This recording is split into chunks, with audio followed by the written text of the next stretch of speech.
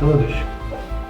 Vamos apresentar agora o nosso tema, que se chama Educar na Liberdade, Princípios Pedagógicos da Ética das Virtudes. Eu sou o Padre Anderson Alves, da Diocese de Petrópolis, professor na Universidade Católica de Petrópolis e também formador do Seminário Diocesano Nossa Senhora do Amor Divino. Na Universidade Católica de Petrópolis, eu dei a matéria Tomismo, inclusive fui professor de Tomismo na universidade, por isso é uma grande alegria estar falando nesse evento, que é um congresso de Tomismo, e nesse evento poder apresentar um livro que será publicado em 2021, de nossa autoria, que realizamos nesses últimos anos. Nós faremos esse livro, será publicado esse livro agora, o livro está feito, mas será publicado agora recentemente, no começo de 2021, com esse título, Educar na Liberdade, Princípios Pedagógicos da Ética das Virtudes. Esse livro tem a sua origem num estudo que nós realizamos na Universidade da Santa Croce em Roma, Pontifícia Universidade da Santa Cruz em Roma, entre os anos 2017 e 2019. Foi um curso de mestrado em Teologia Moral. Esse é o quarto livro que a gente escreve e publica. O primeiro livro foi publicado também pelo Instituto de Filosofia Raimundo Lúlio, de São Paulo, no ano 2015. E ali sim foi nossa primeira grande obra, que foi um estudo do De Veritate de Santo Tomás. Nós estudamos a relação da verdade e do bem em São Tomás de Aquino, tentando colocar isso em contato, em relação com a filosofia atual. O título do livro se chama Ser e Dever Ser, Tomás de Aquino e o Debate Filosófico Contemporâneo. Foi o nosso primeiro livro que nós publicamos pela editora Raimundo Lúlio. Ali nós começamos a estudar esse tema da ética das virtudes, que agora nessa obra é um tema que vai ser aprofundado. Depois publicamos ainda outros dois livros, um em 2017, sobre o ateísmo e relativismo. O título é Ateísmo e Relativismo, é possível conciliar? Também para o Instituto Raimundo Lúlio de São Paulo, isso foi em 2017. Em 2019 publicamos um outro livro com a editora Cultor de Livros de São Paulo. O livro se chama Alegres na Esperança, escritos de Teologia. E agora, em 2021, publicamos então esse novo livro, esse novo estudo que trata sobre a educação, trata o tema da educação segundo a ética das virtudes. Esse estudo nosso foi realizado na cidade de Roma, então, entre 2017 e 2019, foi orientado, foi dirigido pelo professor Ángel Rodrigues Lunho, um grande moralista da atualidade, professor na Pontifícia Universidade de Santa Cruz e também consultor da Congregação para a Doutrina da Fé. Foi ele que dirigiu o nosso trabalho. Nós temos também livros dele publicados no Brasil, inclusive lá na Quadrante, editora Quadrante. Os manuais de teologia moral dele são muito bons. Eu também, na Universidade de Petrópolis, dou aula de teologia moral, utilizo os livros dele, os manuais dele, e agora continuamos nessa mesma linha de estudo, que é a linha do professor Lunho, que é da ética das virtudes. O livro conta com um prefácio do padre François Costa, doutor em teologia na Universidade de Navarra, que atualmente trabalha na Universidade Católica de Anápolis, na Faculdade de Teologia da Arquidiocese de Brasília. O padre François leu o nosso livro, fez um belíssimo prefácio e colocou lá como introdução, como apresentação do livro. Agradeço também muito ao padre François por essa colaboração, por esse trabalho que ele realizou tão bem feito. Esse nosso livro tem esse título, Educar na Liberdade, Princípios Pedagógicos da Ética das Virtudes. Podemos dizer, uma apresentação rapidamente, uma apresentação rápida, que é uma tese multidisciplinar. Procuramos fazê-la segundo a mente de Santo Tomás de Aquino, como também o padre François comenta no seu prefácio. Santo Tomás de Aquino buscava a verdade onde quer que ela podia ser encontrada. É uma frase conhecida de São Tomás, que ele disse: Homine verum, quacunque edicatur a Spiritus Sancto est. Ou seja, toda verdade, por quem quer que seja dita, provém do Espírito Santo. Esse era o espírito de Santo Tomás. Ele procurava a verdade em todas as coisas. Em primeiro lugar, também vai dizer isso nosso Papa João Paulo II, no discurso que ele fez sobre a importância do estudo de São Tomás. Ele vai dizer que São Tomás buscava, em primeiro lugar, a verdade no ser da realidade. Por isso, a filosofia de São Tomás, o pensamento de São Tomás, pode ser chamado, reconhecido como uma filosofia do ser, uma filosofia do existente, concreto, real. Depois, São Tomás buscava a verdade nas opiniões, nas afirmações dos grandes autores do passado, filósofos, teólogos, inclusive não cristãos, inclusive filósofos pagãos, procurava a verdade ali, com essa convicção, quem quer que diga a verdade foi guiado pelo Espírito Santo.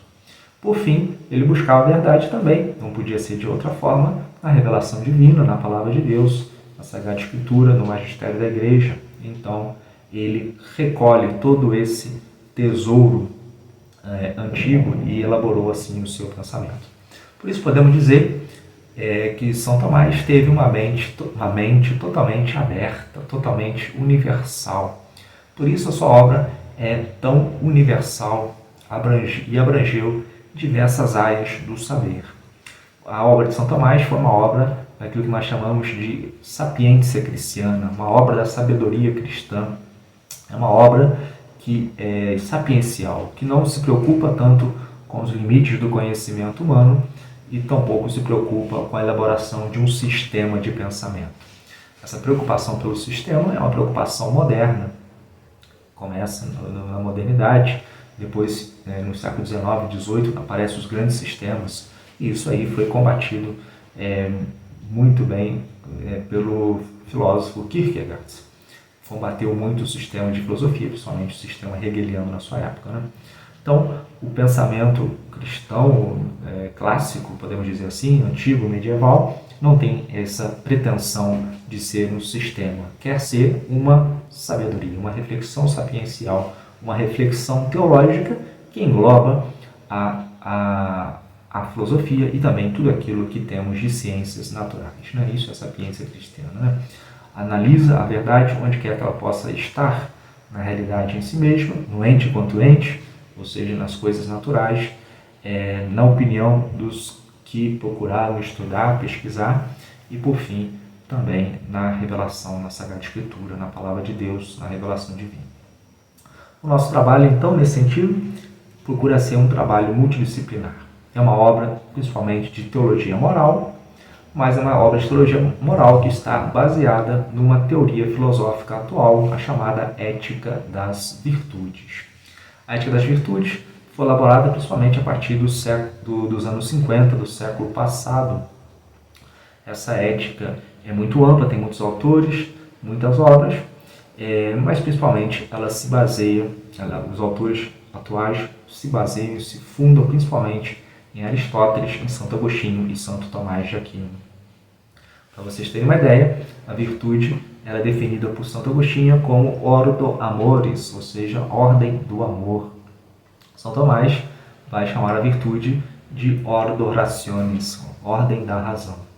E essas duas expressões, ordem do amor, ordem da razão, as duas estão corretas, as duas são complementares, estão em harmonia entre si, e nós procuramos explicar essas duas expressões no nosso trabalho, como a virtude se entende isso como a ordem dos afetos e uma ordem da inteligência. A nossa inteligência e os nossos afetos, a nossa vontade que ordena a nossa vida, né? Então a virtude é essa ordem. Nós procuramos nessa nossa obra, nos diversos autores da chamada Ética das Virtudes, princípios pedagógicos, ou seja, princípios, afirmações que possam influenciar a pedagogia atual, que possam colaborar com a pedagogia atual. Por isso, o nosso trabalho pode interessar não somente a teólogos, mas também a filósofos, a educadores, a pais, professores, a teóricos da educação. É essa a nossa intenção. Nós procuramos fazer, então, essa obra com esse espírito de São Tomás, com esse espírito universal, com esse espírito, digamos, hoje, como se diz hoje em dia, multidisciplinar, que engloba diversas áreas do saber, né? Então, essas são as principais áreas que nós englobamos nessa obra, a teologia, mas também a filosofia e também a educação, a teoria da educação. Nossa obra tem 3 capítulos. 3 capítulos, né? o primeiro capítulo que fala sobre uma noção de educação e as diversas éticas da virtude, das virtudes, né? Então, esse é o primeiro ponto. Começa o nosso capítulo primeiro falando, dando diversas noções de educação. Começamos com a noção de Santo Tomás de Aquino, depois passamos para um filósofo da educação inglês do século XX, Peters. Depois também temos uma definição de educação por um filósofo e teólogo chamado Giuseppe Abba, que é da Itália e faleceu recentemente, agora no último dia 2 de dezembro de 2020. Giuseppe Abba é certamente uma das principais fontes, referências da nossa tese, do nosso trabalho. Nós estudamos muito, lemos muitas obras dele, procuramos sintetizar, apresentar aqui nesse nosso trabalho. Então, fica aqui também umas palavras, né, de agradecimento, de reconhecimento, de homenagem a esse professor Giuseppe Abba, um grande estudioso na cidade de Roma, salesiano, dava aula de teologia moral principalmente e escreveu livros belíssimos, muito bons, muito profundos, todos eles sobre Santo Tomás de Aquino. No Brasil nós temos um livro dele traduzido pelo Instituto Raimundo Lúlio, de São Paulo, que foi traduzido como História Crítica da Filosofia Moral.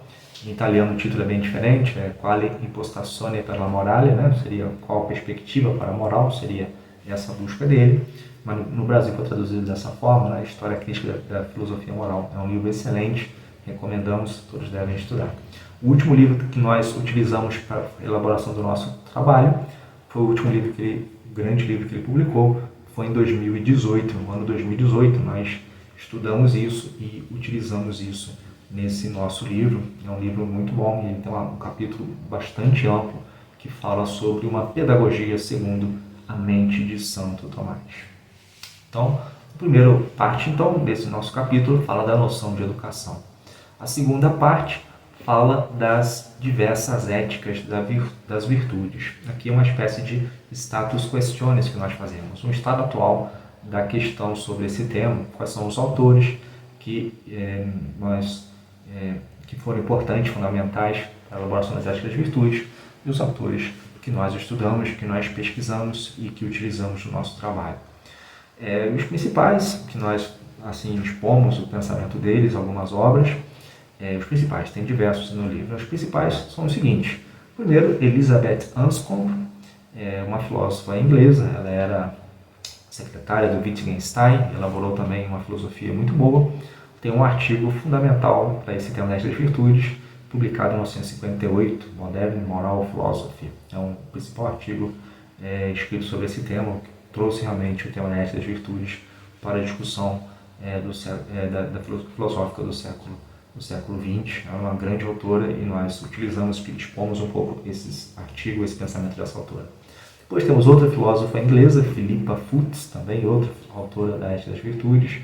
Uma outra também irlandesa, Iris Murdoch, também uma outra filósofa, professora, que também escreveu bastante sobre isso. Nós temos algum livro dela também no português, no Brasil, muito boa também, foi importante para a nossa obra. Depois, um autor bem mais conhecido por todos, né, o MacIntyre, que depende de todos os autores anteriores também, Alasdair MacIntyre, filósofo escocês que mora nos Estados Unidos, é uma referência fundamental para a ética das virtudes. Depois, esses dois de Roma, Giuseppe Abba, que nós já falamos antes, e o discípulo dele, o professor Marco Paneiro, professor que ficou na universidade como professor de teologia moral, na filosofia moral, se não me engano, na cátedra que era de Giuseppe Abba, na Universidade Salesiana. Nós utilizamos também o trabalho dele, o estudo dele sobre São Tomás, que foi publicado, se não me engano, também em 2018, sobre o tema do Ordo Rationis, da ordem da razão. Então foi um tema que nós utilizamos também, muito bom, muito interessante e muito importante. Depois, além do Giuseppe Abba Marco Paneiro, temos ainda outro teólogo importante que nós utilizamos no nosso trabalho, que é o Servais Pincers, um outro autor muito bom. Temos também o filósofo e teólogo suíço Martin Ronheimer, outro também muito bom autor dessa área também de pesquisa. Também um outro italiano, um professor também relativamente jovem, mas que escreve muitos livros sobre esse tema. Temos diversos livros dele e eu conheço praticamente todos e eu utilizei aqui no nosso livro, que é Giacomo Samek-Lodovic, professor em Milão, um autor excelente, livros muito bons.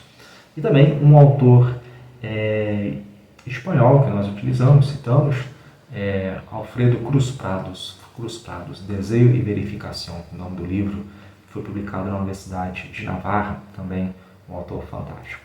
Também, claro, foi muito importante para a minha formação filosófica e teológica, as obras também do professor Luiz Clavel, que foi também o orientador da minha tese de doutorado. Ele é sempre uma referência nos meus escritos, no meu pensamento, uma pessoa fantástica e que também é um grande pensador, um grande estudioso. Então, nessa segunda parte, as diversas éticas das virtudes, procuramos sintetizar o que a ética das virtudes afirma a partir desses autores. Depois, nós temos uma terceira parte nesse capítulo, que é as principais críticas da chamada ética das virtudes às éticas modernas. Quais são os temas que ela trata em oposição às éticas modernas, né? Aí o primeiro subdivisão desse capítulo, esse ponto do capítulo, é o tema dos deveres, normas e virtudes.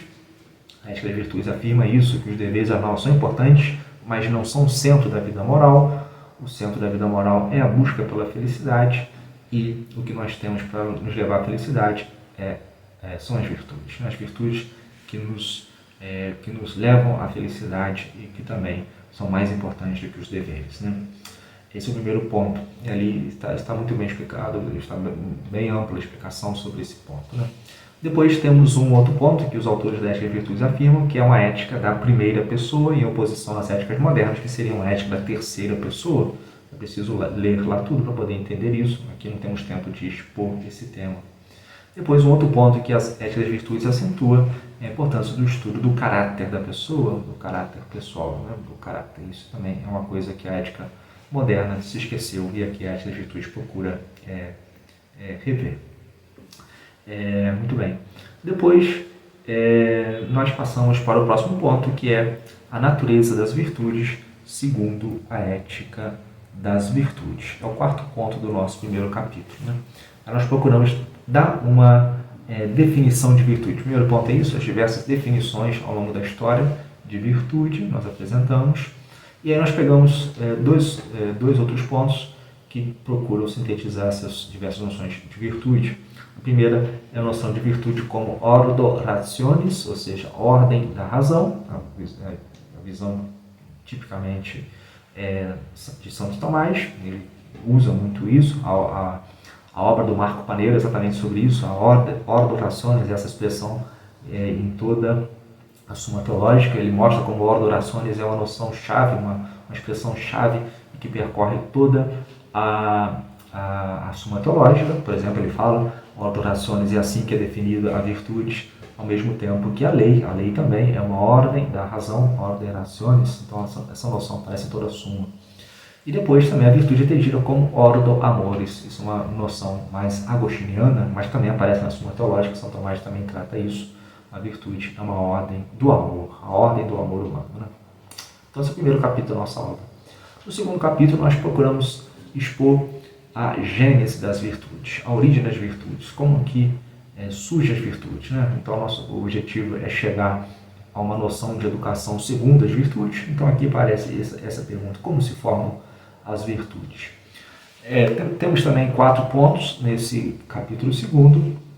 O primeiro, que fala do princípio de especificação das virtudes, né? O que é que determina, como determinar, como especificar as virtudes. Quais são as virtudes? Quais são as virtudes? Né? Antes nós demos uma definição e agora nós vamos procurar ver o que foi dito sobre as virtudes ao longo da história do pensamento. Procuramos ver isso, como especificar as virtudes na ética das virtudes atual, o que os autores atuais falam sobre isso. E depois voltamos também para a história da filosofia, né? Olhamos para Aristóteles com a lista de virtudes que ele apresenta. De certa forma, ele está em diálogo com o seu mestre Platão, que deu uma outra lista de virtudes, né? Principalmente Platão está fundamentado naquilo que nós vamos chamar depois de virtudes cardeais. E a lista de virtudes de Aristóteles não segue esse mesmo modelo, tem uma lista bem ampla e bem distinta de Platão. Então nós fazemos um estudo sobre isso também.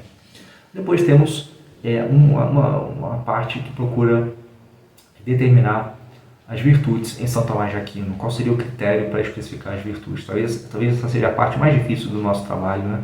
Seguimos bastante nesse ponto o Marco Paneiro. Talvez seja a parte mais difícil, mas o leitor que vai fazer o julgamento sobre isso. E depois nós vamos seguir novamente o Marco Paneiro para dizer que ordo rationis, essa expressão, a ordem da razão, é o critério melhor para especificar as virtudes na obra de São Tomás, né? É o que nos vai determinar o conteúdo das virtudes, o conteúdo formal das virtudes. Aí passamos para o segundo ponto do nosso capítulo 2, que trata da gênese das virtudes. O segundo ponto fala da origem, da gênese do conhecimento moral e das ações virtuosas. Como começa o nosso conhecimento, a nossa chamada ciência moral, e como nós começamos a praticar as virtudes. As ações virtuosas que vão ser prévias aos hábitos virtuosos. Uma coisa é o ato, depois é o hábito. O ato forma o ato. Aqui nós temos essa especificação, como se dá essa formação das virtudes. O terceiro ponto fala da formação da virtude da prudência e a sua relação com as demais virtudes. Isso é um tema também muito estudado na filosofia, também dos dilemas, né, uma das perguntas chaves da filosofia, principalmente de base aristotélica, porque o Aristóteles fala que o virtuoso age como age o homem prudente. Mas, por sua vez, a prudência é uma virtude, né? Então, aí fica essa pergunta, né?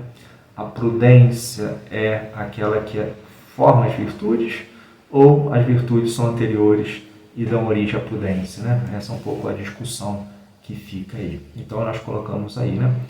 Quando Aristóteles apresenta a sua definição de virtude, ele vai dizer que o homem virtuoso é aquele que age como um homem prudente, mas por sua vez a prudência é uma virtude. Então, ele sendo um mestre da lógica, parece que ali ele começa uma falácia lógica. É claro que é uma falácia aparente, não é uma falácia.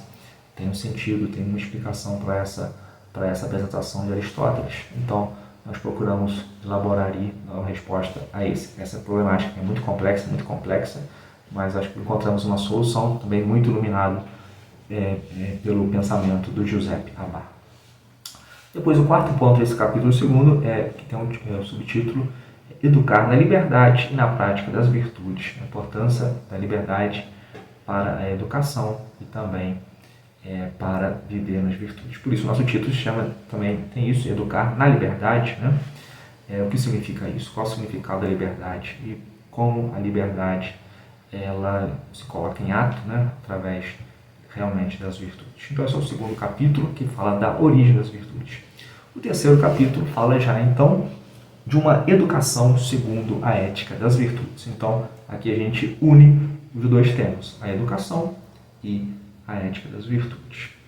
Para fazermos isso, nós começamos recorrendo a elementos da filosofia da educação, a explicar o que é o ato educativo, o que é o ato de educar. Para isso, nós precisamos fazer uma distinção, que é o primeiro ponto, entre o agir humano e o agir educativo.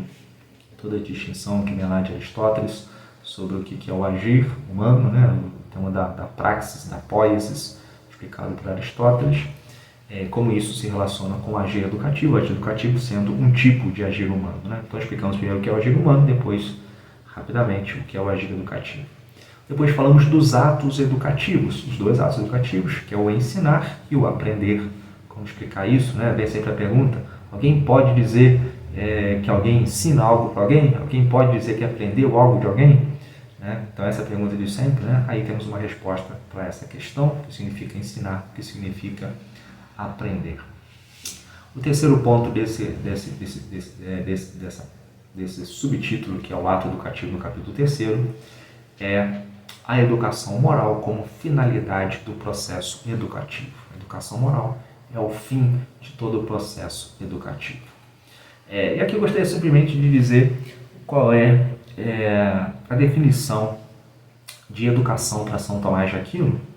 Ele vai dizer que educação significa promoção da prole até o estado da vida, o estado de vida perfeito enquanto homem, que é o estado de virtude.